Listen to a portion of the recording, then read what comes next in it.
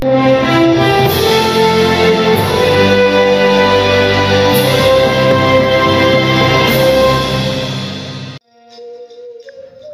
नाज़रीन, हिन वक़्तु असीं मौजूदु आहियूं दादू ज़िले जो काशवार इलाइक़े में, जिते हज़रत मियाँ नसीर अहमद कलोड़े जी दरगाह मौजूदु आहे।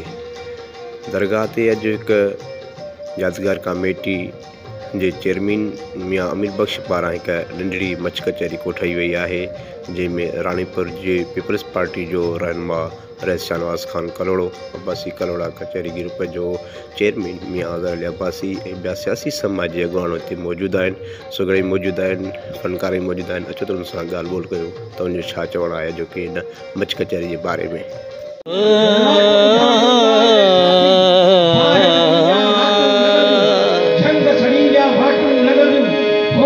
जाहिद शराब पीने दे मस्जिद में बैठ कर,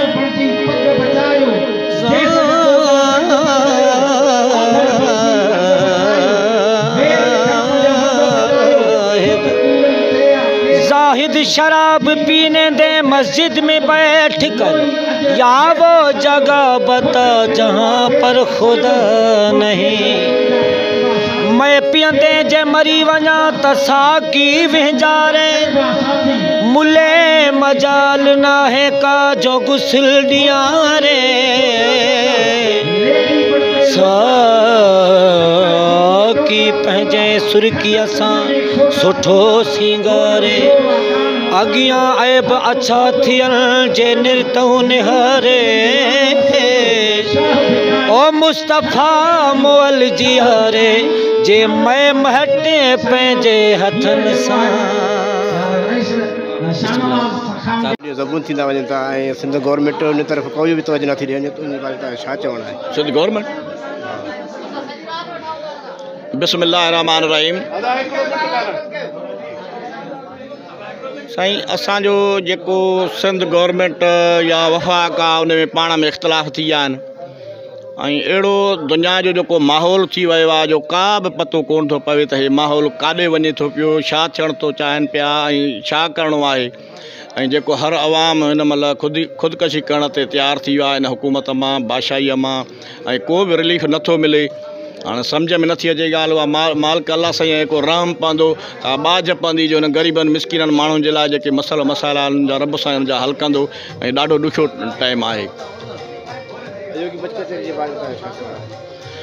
ऐं मच कचहरीअ जो मक़सदु जेको आहे उहो इहो आहे, इंसान असांजी जेको हिकिड़ी असांजे जेके अॻु में पुराणे दौर में पहिरियों जेके पंहिंजो कचहरियूं थींदियूं, मोहबतूं थींदियूं ऐं पाण में प्यारु मोहबत थींदी हुई, हाणे उन जो मक़सदु ई मच कचहरी निकिरी वियो आहे। हाणे मच कचहरीअ जो मक़सदु इहो हूंदो आहे त अचूं, चारि दोस्त पाण में इकट्ठा बि थियूं, पाण में ॾुख सूर बि वंडियूं ऐं पाण में बिरादरीअ जे माहौल ते बि जेको आहे सो उनखे पंहिंजो कुझु उन ते तवजो ॾियूं ऐं उन में कचहरनि सां माहौल ऐं नंढा वॾा मिलण सां जेको आहे मोहबत बि वधे थी, प्यार बि वधे थो। मच कचहरी मक़सदु इहो आहे मोहबत जो, ऐं मोहबत जे करे ई त हिते आया आहियूं, ॿी हिते का लालच कोन्हे। पर हिते जेको अॼु मियाँ नसीर मोहम्मद ते आया आहियूं, उहा अॼु सभु इहा का खणी आया आहियूं त अॼु वॾड़नि जे दर ते हली, असां उन्हनि जे हली ऐं मुक़ाम में उन्हनि जे दर ते हली जेको आहे सो मच कचहरी बि कयूं, दुआऊं बि घुरूं, कुल बि पढ़ूं, सलाद बि पढ़ूं ऐं पंहिंजो असांजा सुगड़ बि जेको आहे सो हुते उन्हनि बेत कया आहिनि। ऐं इहो ई मक़सदु आहे पाण में मोहबत एकी ऐं ॿधीअ जो।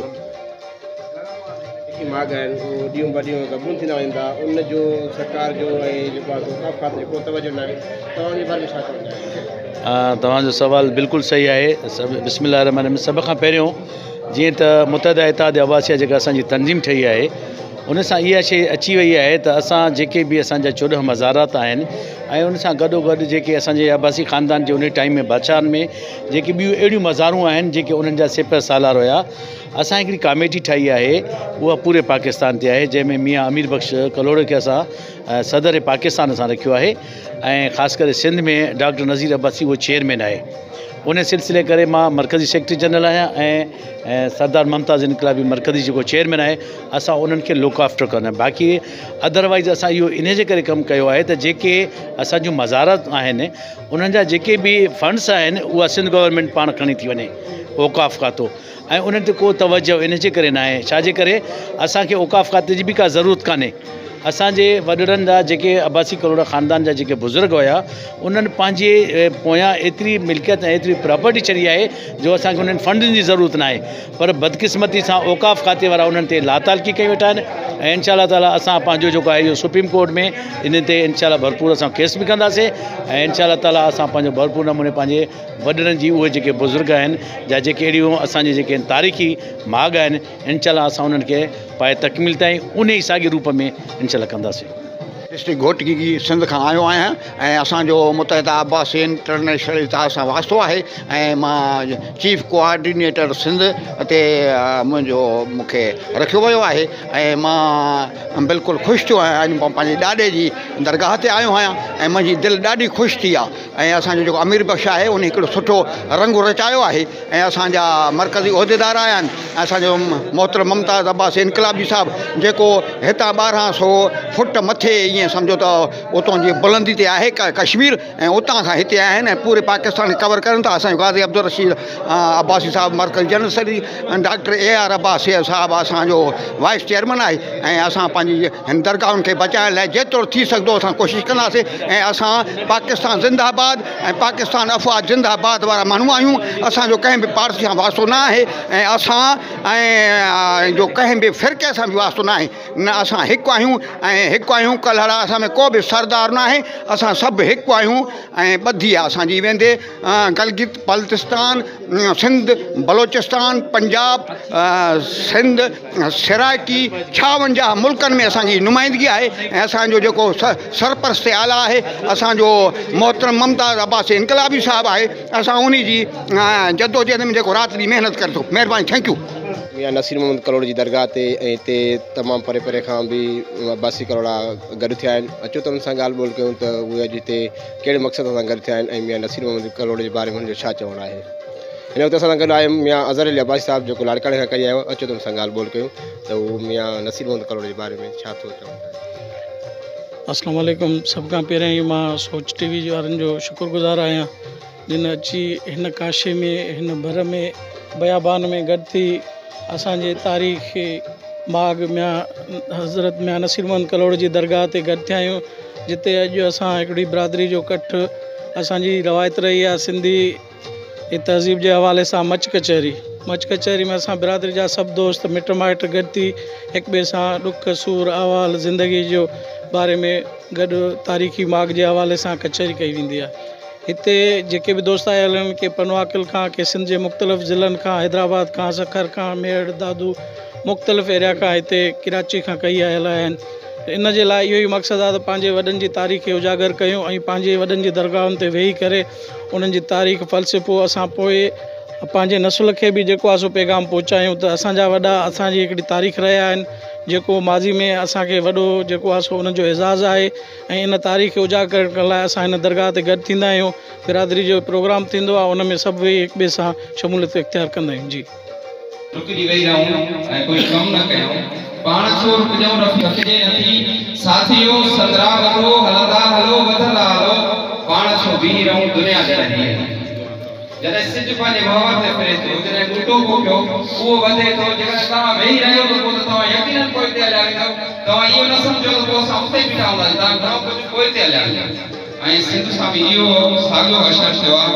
करोड़ा दौर में सिंध तमामु घणे उरूज ते जो सोनहरी दौर सरियो वञे ऐं सुघड़ जी महिनत आहे जंहिं उन ॿोलीअ खे जोड़ियो आहे।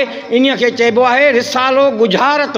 हाणे शाह साईं जो बैत तॾहिं सॼो थींदो जॾहिं आउं पढ़ंदुसि। पहिरियां वरी चवां थो, ॿोली ॿोली ज़ातीअ नाले जनी नींहं सुट सारो ॾींहुं धंधे माल न ज़ात।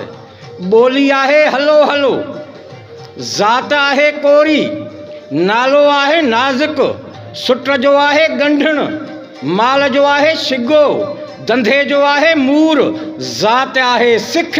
लतीफ़ साईं फरमायो हलो हलो कोरीअ नाज़ुक जनी नींहं गंढन सारो ॾींहुं छिनण मूर न सिखिया।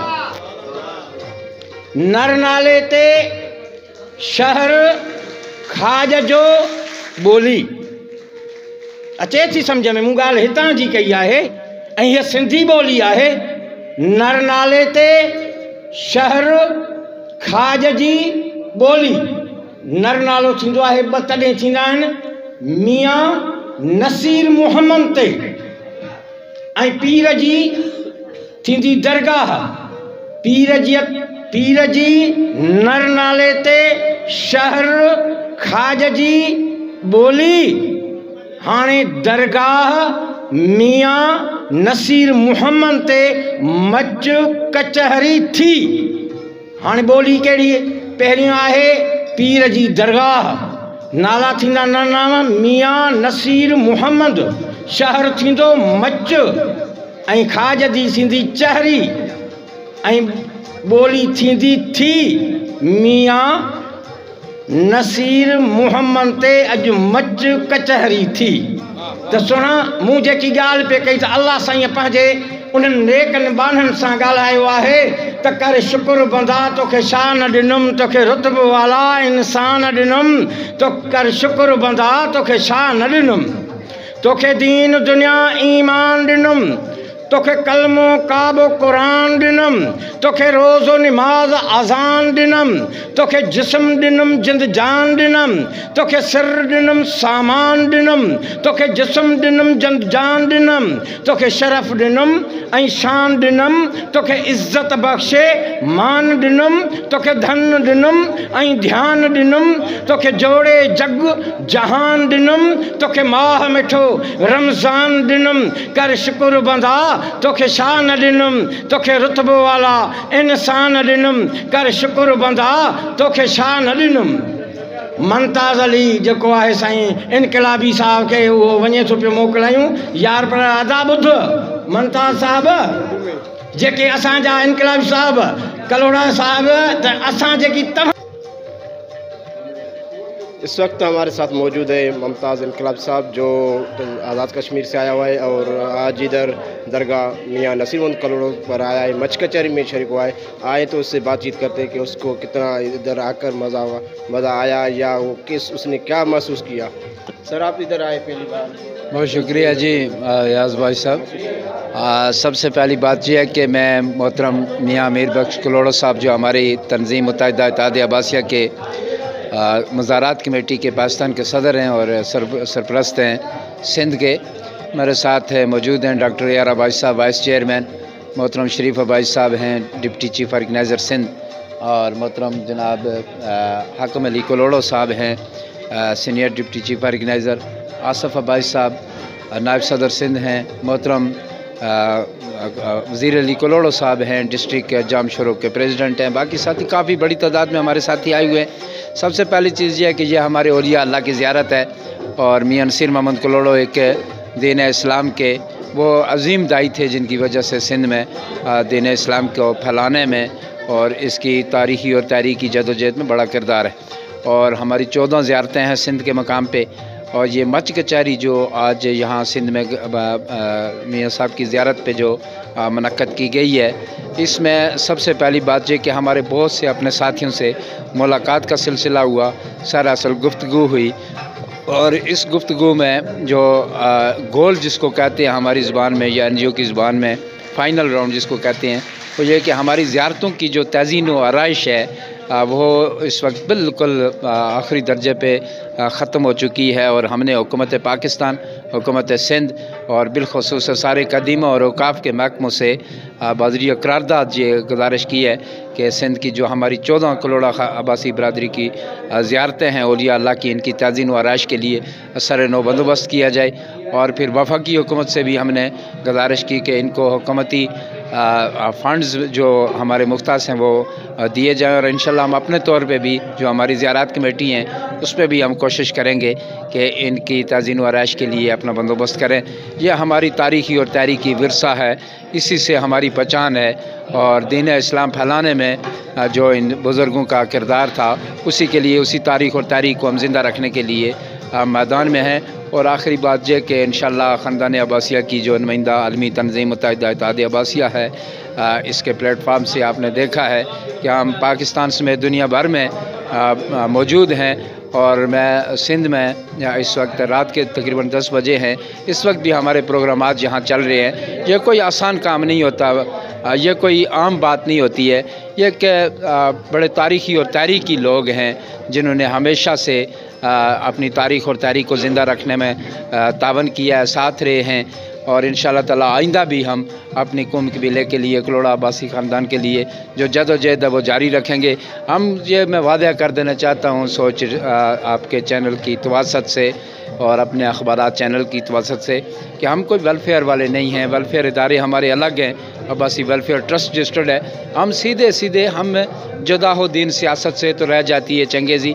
हम इंशाअल्लाह अपने जहाँ हमारे कौम कबीले के लोग जिस पार्टी में है जिंदाबाद, ठीक हैं वो। हम किसी पार्टी या हमारा कोई इलाकायत का सिलसिला या मसलक का नहीं है, ये तीनों चीज़ें नहीं देखते। मगर हम जिस पार्टी ने हमारे ख़ानदान अब्बासिया को टिकट दिया, हम उसकी हमायत ज़रूर करवाएंगे, करेंगे, कोशिश करेंगे हम यकजहती की फ़ज़ा पैदा करें। हमने पाकिस्तान में इस वक्त 35 के करीब मैंने और 45-60 के करीब MPs फाइनल करके रखे हुए हैं। और आने वाले वक्त में इंशाल्लाह आप देखेंगे कि ख़ानदान अब्बासिया का मोराल पहले से बुलंद होगा। उम्मीद है कि सारे इत्तेहाद, प्यार, मोहब्बत और यकजहती के इस अजीम रिश्ते में बिलख़ुसूस हमारे सियासी विंग को सपोर्ट करेंगे। मैं रशीद अब्बासी साहब, मोहतरम डॉक्टर मुनव्वर अब्बासी साहब, लतीफ़ कलोड़ो साहब का भी शुक्रगुज़ार हूँ, वो भी अभी साथ हैं, बड़ी तादाद में भी साथ बैठे। जी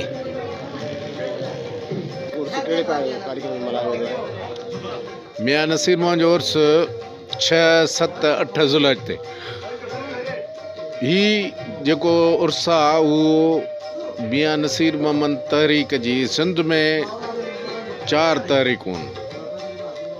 पहिरियों रेशमी रुमाल, ॿियो नंबर मियांवाल तहरीक, टियों नंबर हुर तहरीक, चौथों नंबर MRD तहरीक। हिन महिल सिंध जूं जेके मौजूदा हालतूं आहिनि, इक़्तिदार जी रसाकशी लॻी पई आहे। आसिफ़ ज़रदारी हिन दरगाह जो, हिन जा वॾड़ा बालू फ़कीर, ज़रदारी ये मुरीद आहिनि। पर अफ़सोस, सद अफ़सोस, असांखे ॾुख आहे त आसिफ़ ज़रदारी हुकुमरान हूंदे हिन दरगाह ते हिन वक़्तु अहिड़ो को बि तरक़ियाती कमु कोन थो कराए। सिंध जूं कलोड़नि जूं 14 दरगाहूं किरंदियूं, भुॼंदियूं, भुरंदियूं थियूं रहनि। गवर्नमेंट सकाफ़त खाते खे का बि कन ते जूं कोन थी चुरे। इस्लाम जो विर्द करण वारा हुकुमरान गाड़ी मस्जिद जामे जी ज़बून हालत आहे, दरगाहुनि जी ज़बून हालत आहे। ही मसमार थियनि पियूं थियूं, ही तबाह ऐं बर्बाद ज़मीन बोस थींदी थियूं वञनि। तारीख़ी किरदार लिहाज़ सां को बि कमु कोन्हे को। मां हुकूमत ऑफ सिंध, वज़ीर आला सिंध ऐं आसिफ़ अली ज़रदारी साबिक़ प्रेसिडेंट ऑफ पाकिस्तान, उनखे ॾाढे ॾुख ऐं गमगीन तरीक़े सां अर्ज़ु थो कयां त ख़ुदारा ही तारीख़ी माॻ भुरी भॼी तबाह थी रहिया आहिनि। तव्हांजी सकाफ़त खाते वारा रुॻो सेमिनारनि वॾियुनि जायुनि ते करण में पूरा आहिनि, पर सिंध जे जेका ही कलोड़नि जे जेका ख़िज़मतूं आहिनि, कलोड़नि जूं जेके तारीख़ी माॻ आहिनि, उहे कचो किलो, पको किलो हैदराबाद या ॿियूं तारीख़ी जायूं, मस्जिदूं ऐं मक़बरा ज़बून बोस थी विया आहिनि। तव्हां इन लाइ स्पेशल ग्रांट मंज़ूर करे तुर्त तव्हां इन जो कमु करायो त इहो इन हालत में बची वेंदो, न त सुभाणे किरी पियो आहे। असांखे बि उहा पोज़ीशन कान्हे जो असां हेॾा मुक़बरा 14 ठाहियूं। मुंहिंजो जहिड़ो हाल आहे हिते उहा ख़िदमत कयां थो मियाँ नसीर मोहम्मद ते। गवर्नमेंट जो कमु आहे, इहे गवर्नमेंट जा कम आहिनि। मां वरी बि इहो अर्ज़ु थो कयां त ख़ुदारा ज़रदारी साहब कुझु हया कर, तुंहिंजे वॾनि जो जेको आहे सो मुर्शिद आहे मियाँ नसीर मोहम्मद। तूं जेको आहे सो घटि में घटि हिन दरगाह आहे माॻ हिननि खे बचायो, हिननि खे प्रिज़र्व कयो। हिन लाइ ख़ासि जेको आहे सो हिकिड़ो हिन मौजूदा हालत में हिकिड़ो किताबचो ठाहियो। हिकिड़ी हिन महिल जेको रिसर्चनि खे चयो त हीअ रिसर्च कनि त कहिड़ा कहिड़ा मक़बरा ज़बून थी विया आहिनि, कहिड़ी कंडीशन में आहिनि। सिंध में 345 दरगाहूं मियांवाल तहरीक जे मुरीदनि जूं आहिनि जेके उन वक़्त जा जर्नल आहिनि उन में आसिफ़ ज़रदारीअ जी बि ॾाॾे जी बालू फ़क़ीर जी ज़रदारी उन जी दरगाह त सिंध जे हुकुमरान मियां ग़ुलाम शाह ठहिराई। पोइ तूं रुगो थोरो कंहिं हिन खे सकाफ़त खाते वारे खे नथो चई सघी मिनिस्टर खे त बाबा हेॾे बि को मुसाफ़िर खानो ठाहियो, हेॾे बि को हिते माण्हू अचनि, हिते पाणी कोन्हे को पीअण लाइ, हितां जा माण्हू तमामु काछे जा ॾुखिया आहिनि, हिते उन्हनि जी हिन ॻोठ में इस्पताल कान्हे का, हिन स्कूल में को मैटर्निटी होम कोन्हे को, हिन स्कूल हिन में ॻोठ में का अहिड़ी जॻह कान्हे का जिथे को लाइब्रेरी हुजे, हिते को म्यूज़ियम कोन्हे को। मां गवर्नमेंट खे इहो अर्ज़ु थो कयां त म्यूज़ियम लाइ मां अॼु हिन चैनल जे ज़रिए इहो चवां थो त मां म्यूज़ियम ठहंदो त तव्हांखे 365 नवादारात मियांवाल तहरीक जूं ढालूं, तलवारूं, ज़र जेके बर्तन, सिक्का उहे ॾींदुसि, उहे रखनि त उहे माण्हू अचे ॾिसनि त हीअ तारीख़ केतिरी शाहूकार हुई। हिन महिल उन तारीख़ खे केरु सम्झे ई कोन। असांजे अब्बासियुनि जूं हिते बराबरि ग्रुप हूंदियूं आहिनि, मां कंहिंजे ग्रुप में न आहियां। मां चवां थो हर को जेकॾहिं कमु कंदो त असांजो साईं आहे, न त असांखे ज़रूरत बि कलोड़ जी कान्हे। त असांखे मियांवाल तहरीक जा मुरीद ई खोड़ आहिनि। हिन दरगाह खे आबाद कंदुसि मां। तव्हां दोस्तनि भाइरनि पंहिंजे क़ौम वारनि जो साथ हुजे त इंशाअल्लाह ताला हीअ दरगाह उन ई रूप में हूंदी जीअं हीअ दरगाह कलंदर किबरिया जे जेका आहे सो हैसियत जी दरगाह आहे। हिन जा लखे मुरीद आहिनि, हिते वॾो मेलो लॻंदो आहे ऐं इहे मां काफ़ी सालनि खां वठी मच कचहरी बि कयां थो जंहिंमें तव्हां सभु दोस्त आया हो। तव्हांजूं वॾियूं महिरबानियूं। सब्सक्राइब कयो अवांजे पंहिंजे चैनल सोच टीवी खे ऐं बेल आइकन खे दबाइण कॾहिं भी न विसारींदा। सब्सक्राइब करें आपके अपने चैनल सोच टीवी को और बेल आइकन पर क्लिक करना ना भूलें। Don't forget to subscribe our channel Soch TV and press the bell icon.